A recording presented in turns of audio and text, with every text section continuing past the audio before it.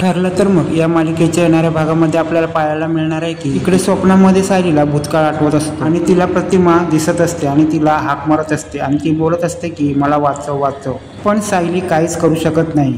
सायली प्रतिमाच्या जवळ जायचा प्रयत्न करत असते, पण तेवढीच प्रतिमा सायलीपासून दूर जात असते आणि त्याच टायमाला सायली प्रतिमाला आई म्हणून हाक मारत असते। त्याच टायमाला सायलीचं स्वप्न तुटतं आणि सायली जागी होते आणि बाजूला झोपलेला अर्जुन सायलीला बोलतो, काय झालं, तू अशी दचकून का उठलीस? तेव्हा सायली बोलायला लागते, प्रतिमा माझ्या स्वप्नात आल्या होत्या। तेव्हा अर्जुन सायलीला सांगायला लागतो, तुझं आणि प्रतिमाचं काहीतरी मेंटली कनेक्शन आहे। तेव्हा अर्जुन सायलीला सांगत असतो की तुला काय भूतकाळाचं पहिलं काय आठवतं का? तेव्हा सायली बोलते, मला काहीच आठवत नाही। तेव्हा सायली बोलायला लागते की मला आता प्रतिमा त्याची खूप काळजी वाटायला लागते। तेव्हा अर्जुन बोलायला लागतो, प्रतिमा त्या घरी झोपल्या असतील, आपण प्रतिमा त्याला उद्या भेटायला जाऊ। आणि त्यानंतर अर्जुन सायलीला शांतपणे झोपायला सांगतो।